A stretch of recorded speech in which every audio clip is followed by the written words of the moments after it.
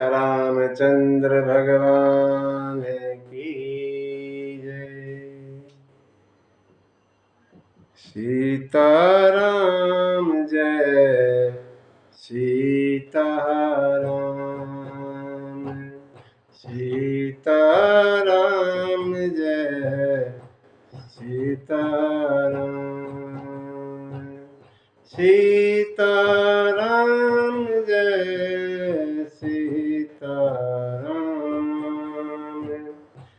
सीताराम जय सीताराम,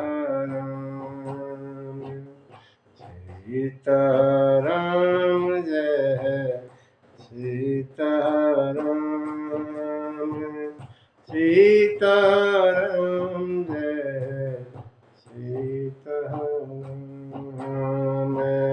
सीताराम जय सीताराम।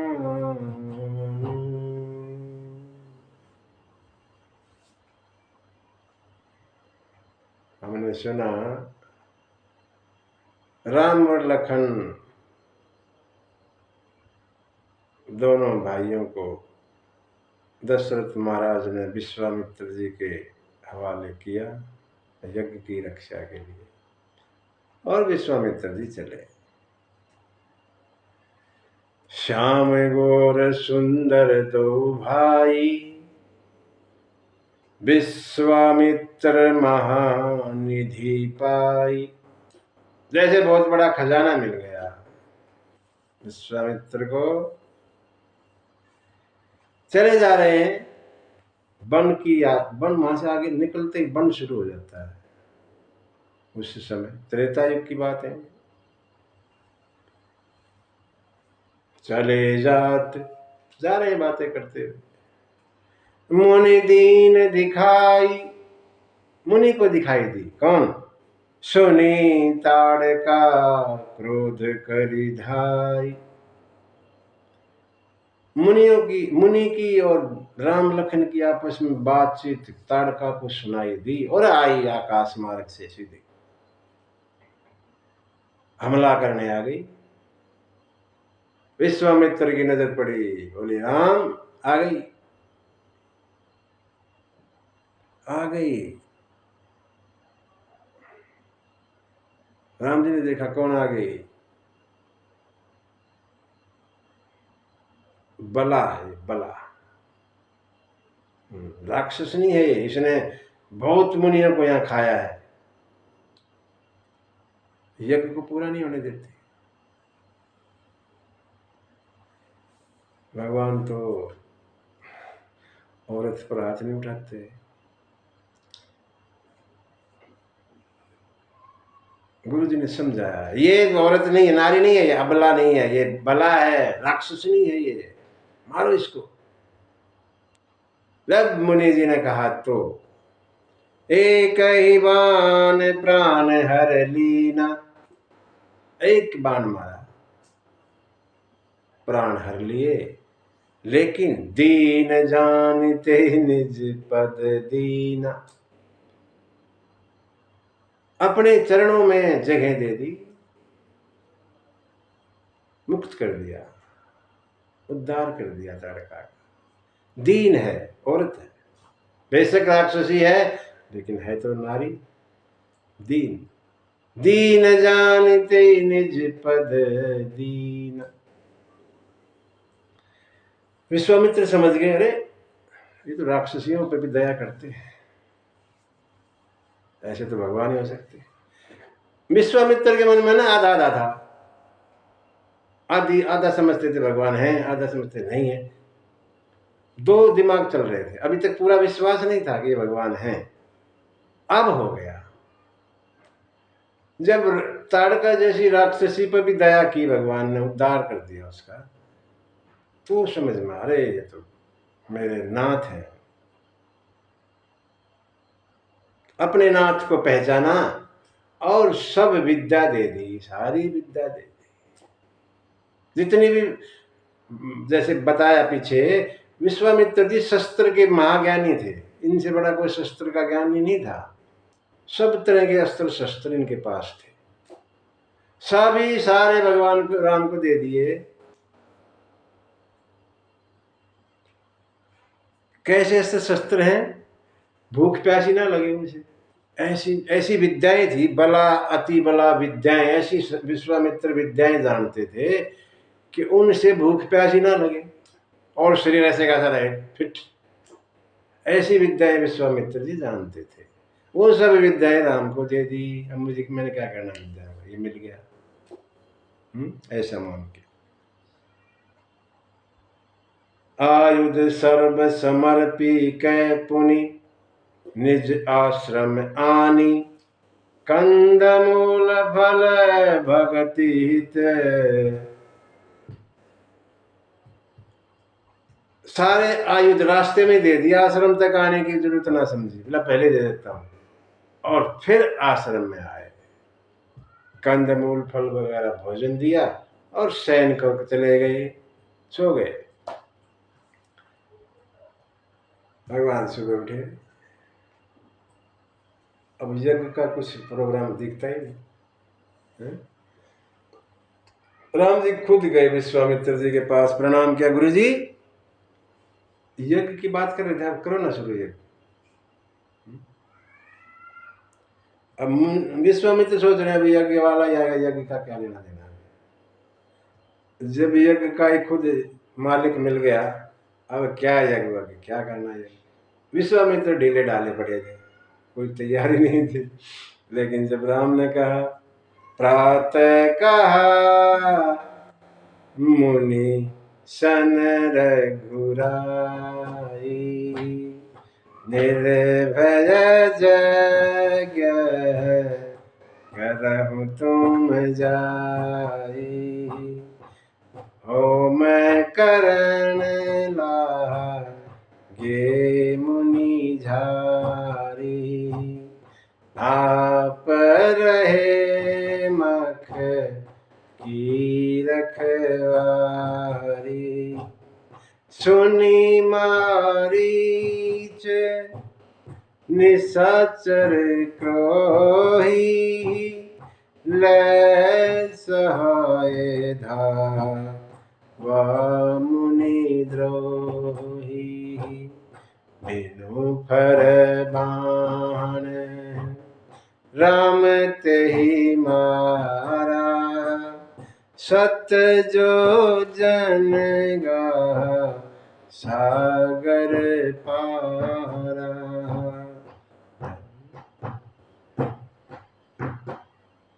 पावक सरह पुनि सुभाऊ मारा, अनुजन साचर कटक संहारा, अनुजन साचर कटक संहारा।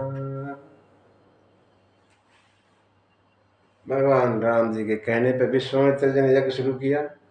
सारे मुनि इकट्ठे हो गए, यज्ञ शुरू हुआ। और जैसे यज्ञ का पता लगा, भगवान जो है एक तरफ लखन एक तरफ राम जी धनुष बाण लेके यज्ञ की रक्षा के लिए खड़े हो गए। राक्षसों को पता लगा, मारीच अपने सैनिकों को लेकर आया, धावा बोला। राम ने देखा बिना फर का बाण, बिना फर का मतलब आगे का जो नुकीला हिस्सा होता है ना, जो अंदर धंसता है शरीर, वो नहीं था, खाली लठ का लठ था। बिना फर का बाण मारा और मारीच 100 योजन दूर जाके समुद्र में गिरा। दूर जाके गिरा, मारा नहीं मारीच को। क्यों नहीं मारा, भगवान को पता है कि आगे इसकी जरूरत पड़ेगी, आगे जरूरत पड़ेगी, हरिण बनेगा, इसका और भी काम है ना।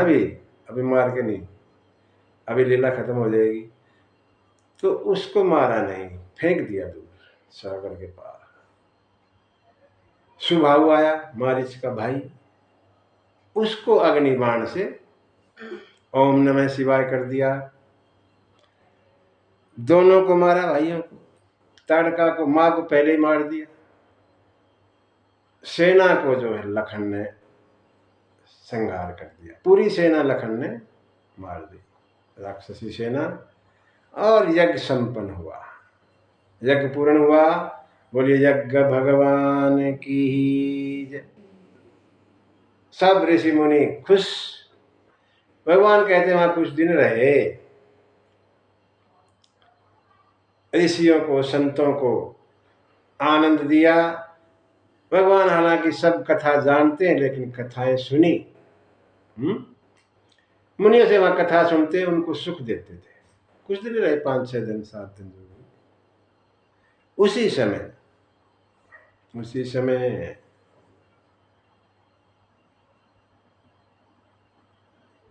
धनुष यज्ञ के बारे में सुना। विश्वामित्र जी ने समाचार मिला, धनुष यज्ञ कहाँ? जनकपुर में। धनुष यज्ञ का किसी को निमंत्रण नहीं दिया था जनक जी ने, सुन सुन के सब आए थे। ठीक, किसी को न्योता नहीं दिया, राजा यज्ञ में आ जाओ ना।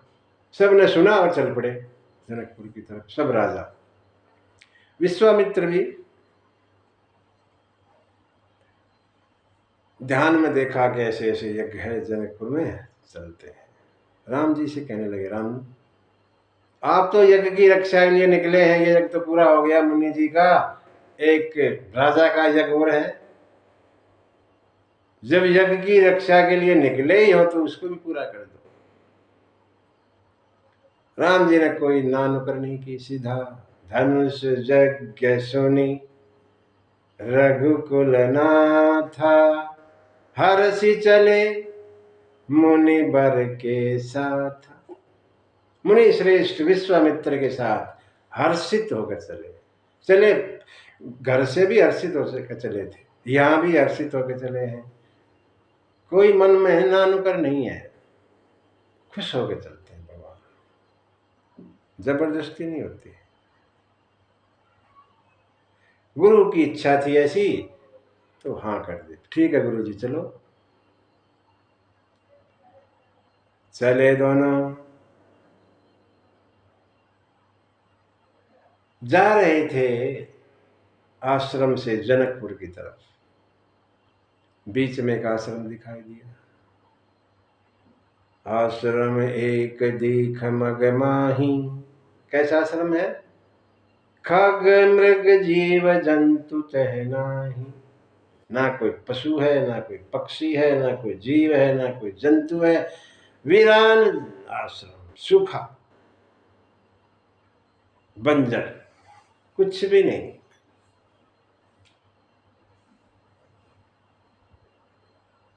महाराज विश्वामित्र आगे निकल गए थे आश्रम से, राम जी आश्रम के सामने से, और तभी देखा, पूछा मुनि शिला प्रभु देखी,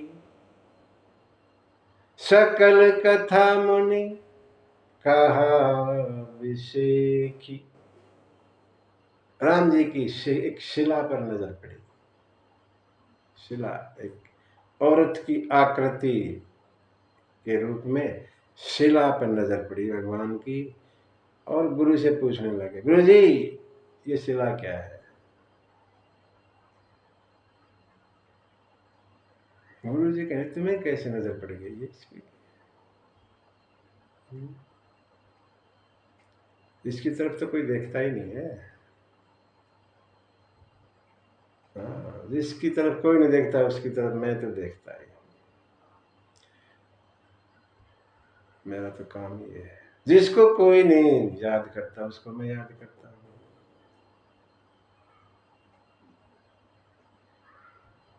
विश्वामित्र जी ने पूरी कथा कह दी, 2 लाइन में कथा कह दी पूरी, ज्यादा कुछ लिखा नहीं। कहने लगे, गौतम नारी श्राप बस उपल दे धरि धीर, चरण कमल रज चाहती, कृपा करहूं रघुवीर। राम जी ये गौतम ऋषि की नारी है, इसका नाम अहिल्या। अहिल्या माने परम सुंदरी, जिसमें कोई कमी ना हो, ऐसी सुंदरी स्त्री को अहिल्या कहते हैं। अहिल्या का अर्थ यही है जिसकी सुंदरता में कोई कमी नहीं निकाल सकता, ऐसी सुंदर अहिल्या। ब्रह्मा जी की पत्नी, ब्रह्मा जी की पुत्री है। ब्रह्मा ने स्पेशली बनाया फुर्सत में। और कोई भी बाप अपनी पुत्री को अच्छे वर को ब्याहेगा, भोगी को नहीं। इंद्र ने बड़ी रिक्वेस्ट की ब्रह्मा जी से, महाराज ये अपनी पुत्री का ब्याह मेरे से कर दो, लेकिन इंद्र भोगी है। ब्रह्मा सोचने लगे भोगी को नहीं, मैं तो योगी को ब्याहूंगा अपनी पुत्री को, और गौतम ऋषि को ब्याही।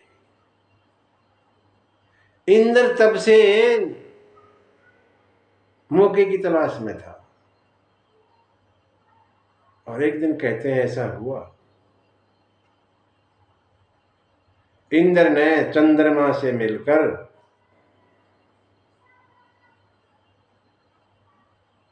एक जो है कपट भरा कुछ रच दिया।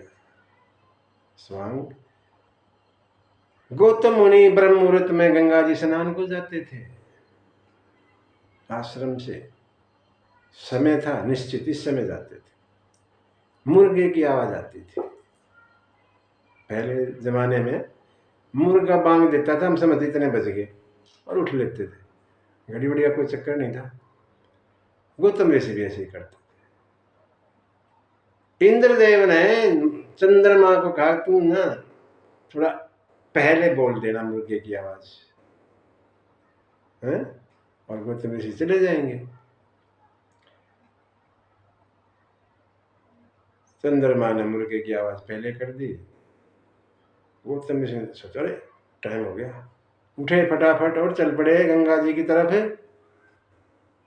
उधर से जो है इंद्रदेव गौतम ऋषि का वेश धरकर पहुंच गया अहिल्या के पास, और उसने जो कुकर्म किया वो जाने। लेकिन हुआ क्या, जो गंगा जी पे पहुंचे तो गंगा जी ने कहा महाराज अभी तो समय नहीं है हुआ, अभी जल्दी क्यों आ गया आप आज, क्या बात हुई, बहुत जल्दी आ गए? जल्दी आ गए? बोला हाँ अभी तो टाइम है। अरे वापस आ गए उसी समय। इंद्र जा नहीं पाया था वापस, पकड़ा गया वहीं, दरवाजे पर ही पकड़ लिया गया। गौतम तो बड़े तपस्वी महात्मा, पता लग गया ये इंद्र, अच्छा, और श्राप दे दिया इंद्र, गिड़गिड़ाने लगा। और फिर अंदर जाकर अपनी पत्नी अहिल्या को भी श्राप दिया।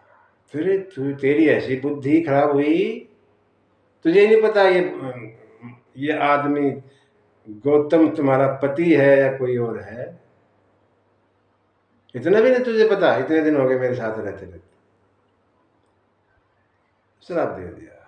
बुद्धि, तेरी बुद्धि में पत्थर पड़ गए, इतना भी तुझे ज्ञान नहीं। अहिल्या को भी श्राप दे दिया।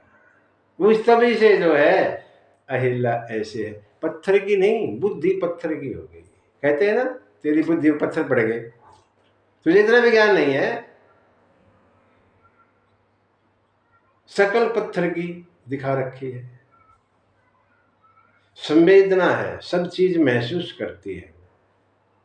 ऐसा पत्थर सब कुछ सब महसूस करता है, गर्मी भी ठंड भी, जो भी घटता है वो सब महसूस करती है। कष्ट सहती है पूरा, 10,000 साल हो गए।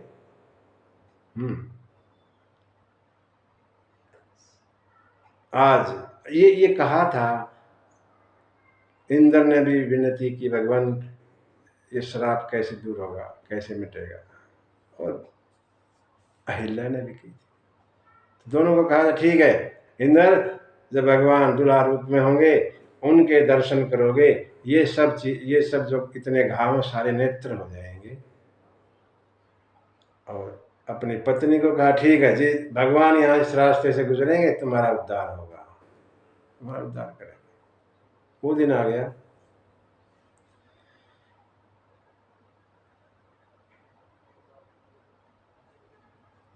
विश्वामित्र ने कहा, चरण कमल रज चाहती, ये आपके चरण कमलों की रज चाहती है। राम चरण नहीं छूते, ब्राह्मण की स्त्री है वो, राम के लिए तो ब्राह्मण पूजनीय है, पैर कैसे लगाएंगे? लेकिन गुरुजी ने कह दिया,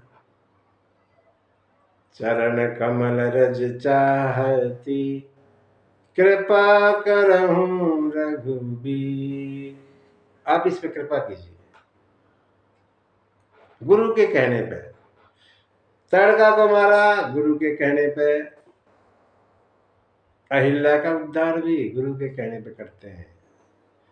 जब भगवान वापस जाएंगे तो ये सवाल आएगा, माताएं कहेंगी, अरे इतनी भयंकर भयंकर राक्षसों तूने मार दिया, एक पत्थर की शिला में तुमने नारी बना दिया, ऐसा क्या है तुम्हारे में? भगवान कहते हैं उस समय, मैंने कुछ ना किया, गुरुजी ने कहा, हो गया। गुरुजी ने कहा था ऐसा कर दो, ऐसा हो गया। मारो ताड़का को, मर गई। पत्थर की शिला को रज से छुआओ, वो नारी बन गई। गुरुजी ने कहा था, मैंने कुछ ना किया, ऐसा भगवान कहते हैं बाद में। राम जी कहते हैं, मैं तो सब कुछ गुरु की आज्ञा से, जैसा गुरु कहते हैं चाहते हैं वैसा होता है, मैं अपनी तरफ से कुछ नहीं करता। हाँ, धनुष यज्ञ में भी यही बात आएगी, गुरु जो कहते हैं वही करता है, मैं नहीं करता अपनी तरफ से।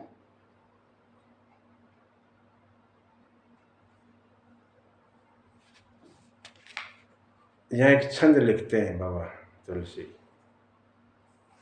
पर सत पद पावन शोक न सावन, प्रगट भई तप पुंज सही, देखत रघुनायक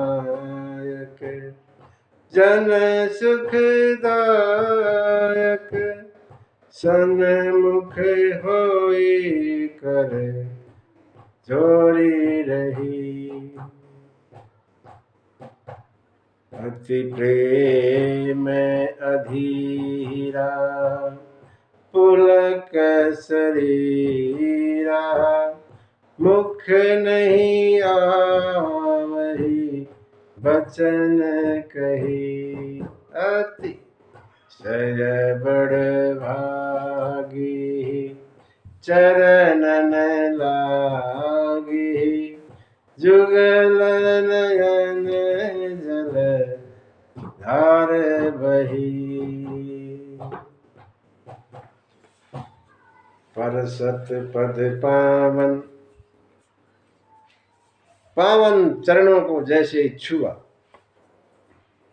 पर सत पद पावन शोक न सावन, प्रगट भई तपो मूर्ति की तरह सामने खड़ी हो गई है, हाथ जोड़ के खड़ी हो गई, मुख से बाणी नहीं निकलती, नैनों से जलधार बह रही है।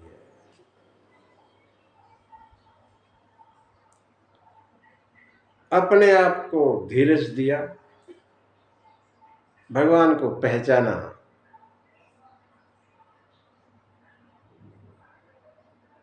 कह रही हैं भगवान मैं नारी अपावन, मैं एक अपवित्र नारी हूं, पापी, प्रभु जग पावन, और आप जगत को पवित्र करने वाले, मेरी रक्षा करें, मेरी रक्षा करें, पाई पाई शरण आई, मैं आपकी शरण में हूं।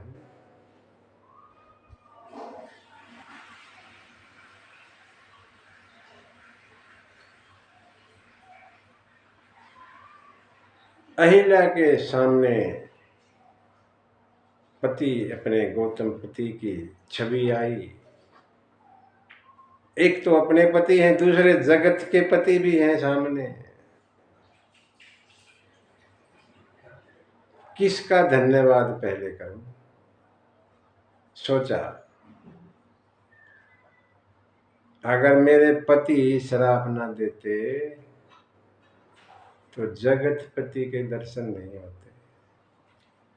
इसलिए मेरे पति ही धन्यवाद के पहले पात्र है। कहती मुनि श्राप जो दीना अति भल कीना परम अनुग्रह मैं माना। देखे हूँ भरी लोचन हरि भव मोचन यही लाभ शंकर जाना। मेरे पति का बड़ा अनुग्रह हुआ, मेरे पे बड़ी कृपा हुई, उन्होंने श्राप दिया।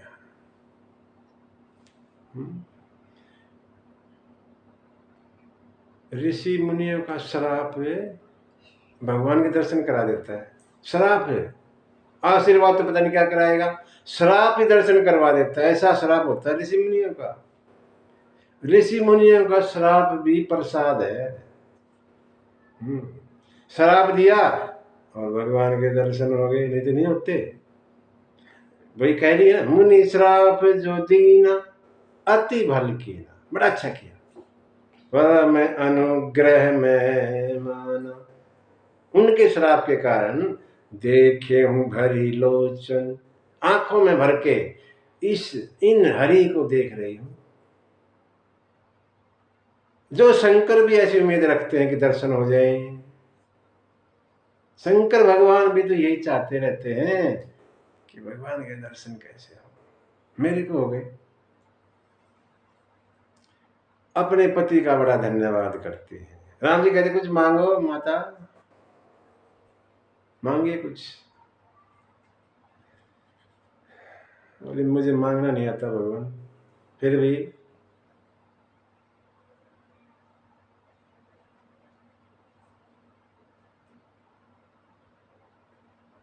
मुनि श्राप जो दीना अति भल कीना परम अनुग्रह में माना।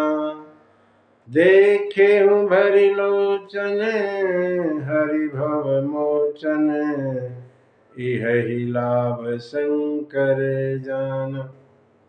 विनती प्रभु मोरी, विनती करते हैं भगवान का मांगो, कहती है विनती प्रभु मोरी मैं मति भोरी, मेरी मति पागल है।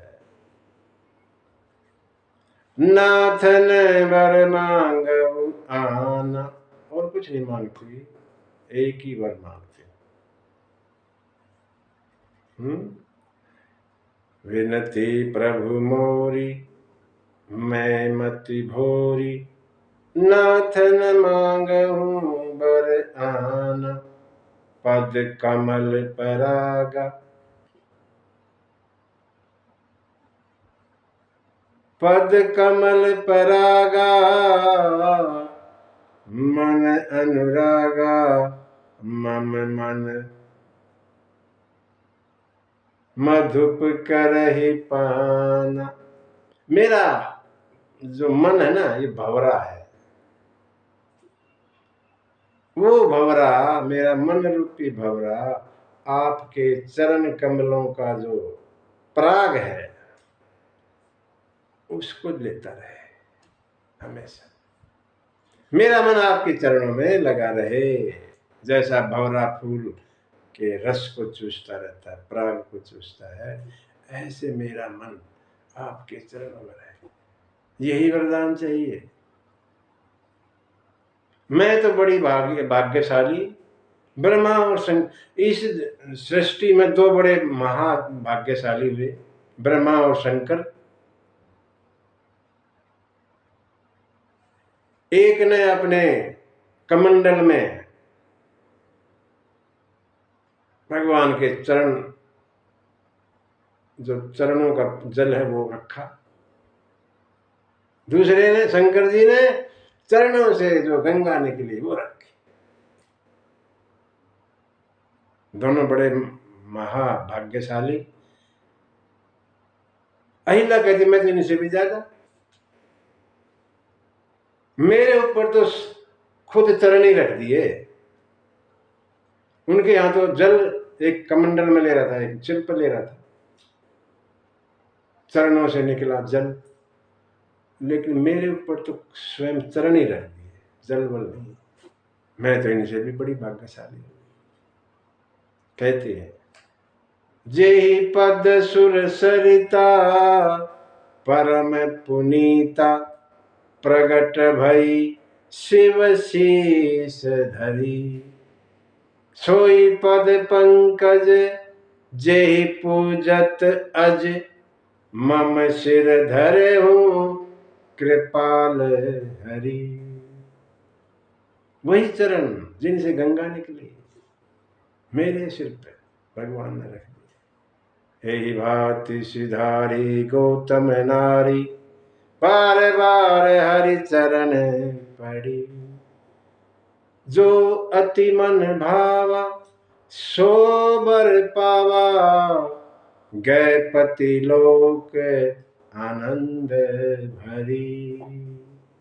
जो भी मन में अच्छा लगा वो वर मिला, और अपने पति, कहते गौतम ऋषि खुद लेने आए। क्यों? अब पवित्र हो गई है, अब कहाँ की पवित्र रह गई। भगवान के चरण छू गए तो अब गंदगी कहाँ है, सब साफ हो गया, पवित्र। गौतम ऋषि जैसे मुकलावे में नई नई दुल्हन को लेकर जाते हैं, ऐसे लेकर गए।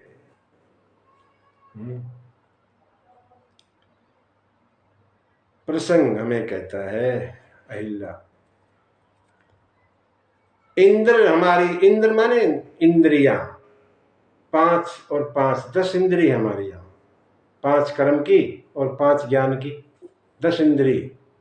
इंद्र माने इंद्रियां, और उन पर राज करता है मन, 11वां। मन होता है चंद्रमा।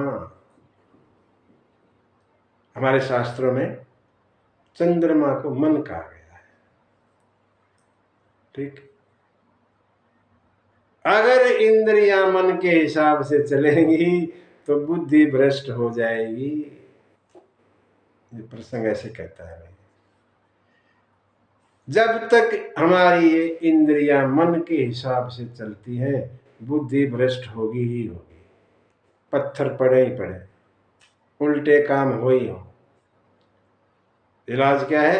मन को काबू में रखो, मन को काबू में, ताकि इंद्रियां इधर उधर ना भटके और हमारी बुद्धि सही दिशा में चले। बुद्धि माने अहिल्या, जो हमारी बुद्धि रूपी अहिल्या है वो इधर उधर भटके ना। वो तब होगा जब मन को काबू में किया जाएगा, और कोई चारा नहीं, और कोई उपाय भी नहीं है। मन को काबू में कर लो, कोई दिक्कत नहीं, सब ठीक हो जाएगा। जो कुछ करवाता ये करवाता मन है, इसके हिसाब से इंद्री चलती है, इंद्रियां चलती है। इसलिए ये प्रसंग यही कहता है, मन को काबू में करो, इंद्रियां अपने आप ठीक हो जाएंगी और बुद्धि जो है सही दिशा में चलेगी।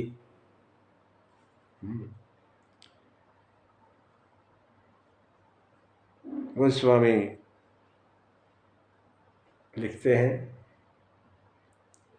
अस दीन बंधु हरि कारण रहित दयाल, तुलसीदास सठते ही भजे, छाड़ी कपट जंजाल।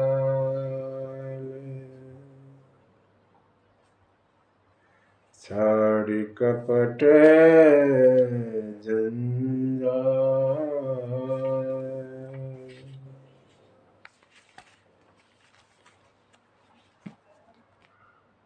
ऐसे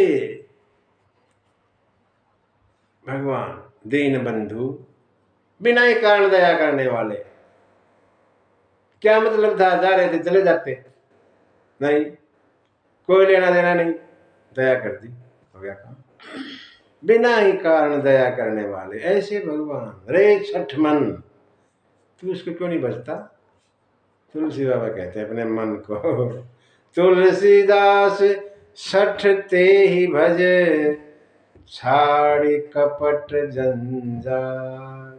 ये कपट जंजालों को छोड़ दे एक तरफ और उसको भज ले, कल्याण हो जाएगा। तो ये अहिल्या का प्रसंग हमने गाया, बाकी जो अगले सत्र में देखते हैं, करेंगे। सीतारामचंद्र भगवान की